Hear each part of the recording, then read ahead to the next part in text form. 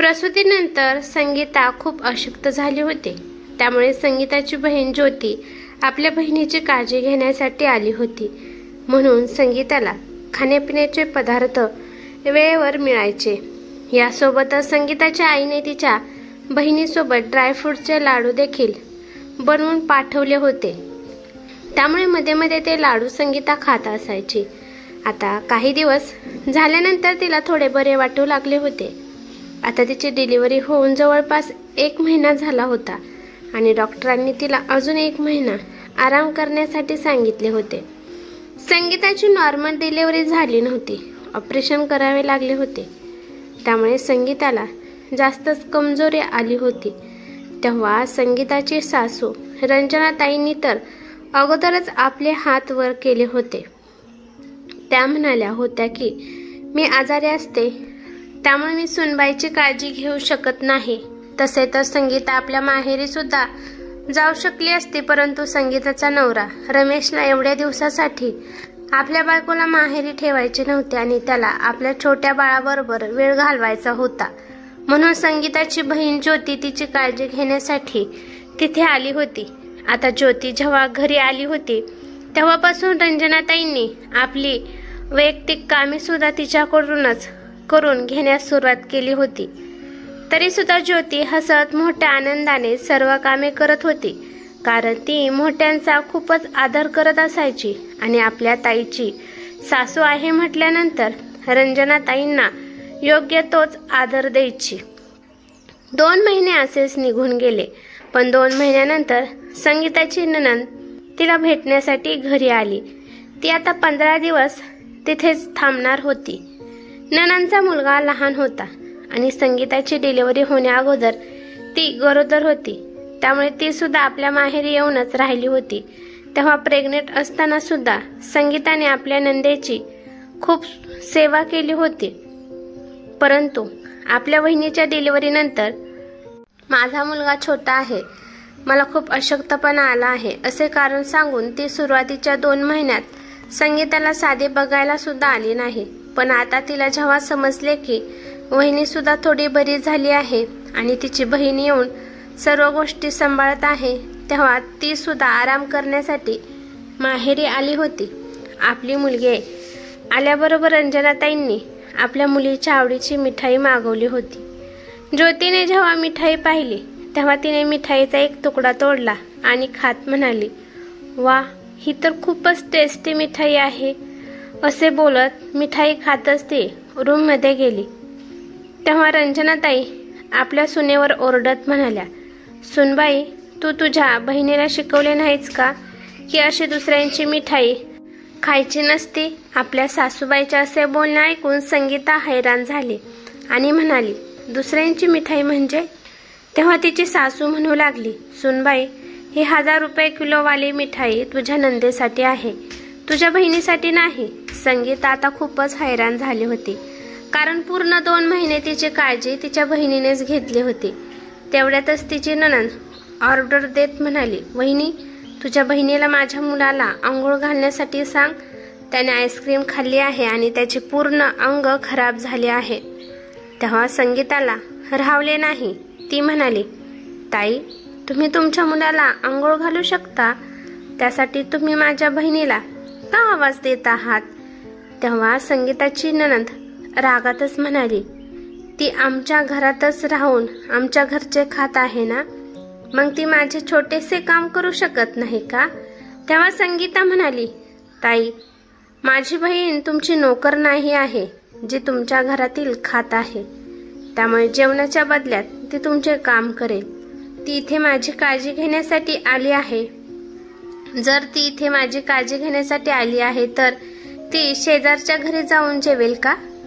तुम्ही लोक तिच्या ताटातील चपात्या मोजत आहात, परंतु ती इथे माझी किती मदत करत आहे ते तुम्हा लोकांना दिसत नाही का?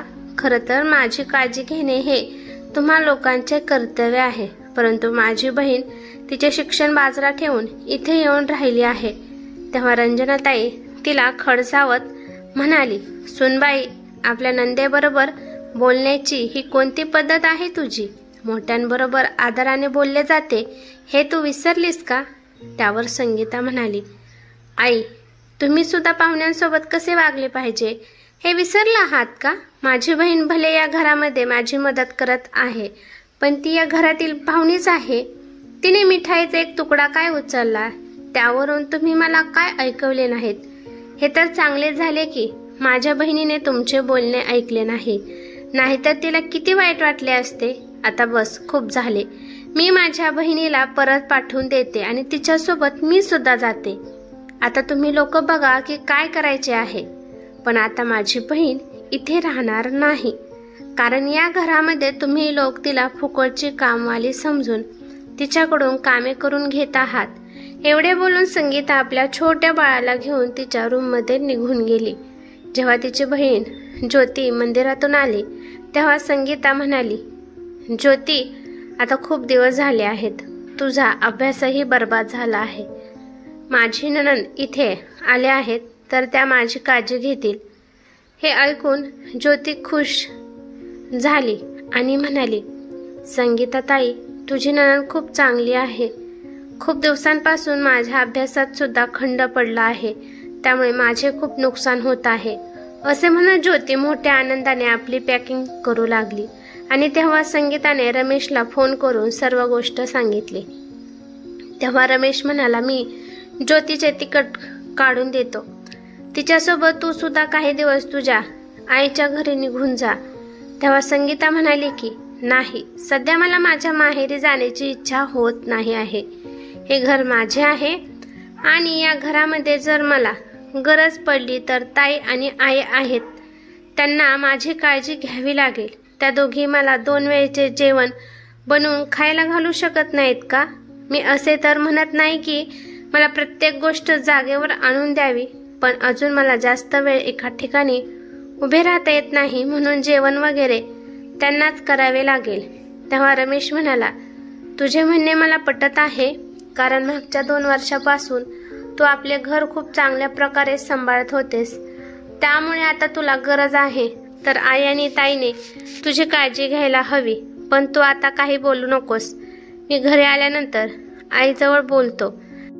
आता दुसऱ्या दिवसाचे ज्योतीचे तिकीट काढण्यात आले होते. तसे तर संगीताची सासू आणि नणंद ज्योतीला थांबवण्याचा खूप प्रयत्न करत होत्या, परंतु संगीताने ज्योतीला थांबून दिले नाही. जेव्हा ज्योती तेथून निघून गेली तेव्हा रंजनाताई तिला टोमणे मारत म्हणू लागल्या, तू हट्ट करून तुझ्या बहिणीला इथून पाठवून तर दिलेस, पण तुझ्या खाण्यापिण्याची व्यवस्था कोण करेल? तेव्हा आपल्या सासूबाईंच्या बोलण्यावर संगीता म्हणाली, तुमच्या म्हातारपणात तुमच्या खाण्यापिण्याची व्यवस्था मीच करणार आहे ना. मग जर आज मला गरज आहे तर तुम्ही माझ्या खाण्यापिण्याची व्यवस्था नाही करू शकत. लक्षात ठेवा, माझी स्मरणशक्ती खूप चांगली आहे. आज तुम्ही ज्या प्रकारे जेवण मला खायला द्याल त्याच प्रकारचे जेवण मी तुम्हाला तुमच्या म्हातारपणात खायला देईन. जर तुम्ही मला शिळे जेवण आणि सुकी भाकरी खायला दिली तर समजून जा की तुमच्या म्हातारपणात तुम्हाला काय मिळेल. तेव्हा सासू रागातच ओरडत म्हणाली, तू माझ्या घरात मलाच धमकी देत आहेस. तेव्हा संगीता सुद्धा रागातच म्हणाली, घर तर तुमचे आहे, परंतु आता मी तुमची सून आहे. त्यामुळे आई, तुमच्या म्हातारपणात तुमची काळजी घेणे हे माझे कर्तव्य आहे. पण तुमच्या आजच्या वागण्यावर तुमचे उद्याचे दिवस अवलंबून आहेत, एवढी गोष्ट लक्षात ठेवा. तेव्हा तिची नणंद मध्येच म्हणाली, आई, बरोबर बोलण्याची अक्कल नाही आहे तुला. तेव्हा संगीता आपल्या नंदेला म्हणाली, ताई, तुम्ही सुद्धा लक्षात ठेवा की भविष्यामध्ये तुमची वहिनी तुमचे माहेर सांभाळणार आहे. त्यामुळे वहिनी बरोबर कसे नाते बनवून टिकवून ठेवायचे हे सुद्धा तुम्ही आजच ठरवून घ्या. आजपर्यंत तुम्ही जेवढ्या चुका केल्या आहात सर्व मी माफ करते, परंतु यापुढे तुम्ही लोक माझ्याबरोबर प्रेमाने वागला तरच पुढे जाऊन हे नाते मी प्रेमाने निभावेल. आता रमेश सुद्धा ज्योतीला स्टेशनवर सोडून घरी आला होता, त्यामुळे त्याने सर्व गोष्टी ऐकल्या होत्या.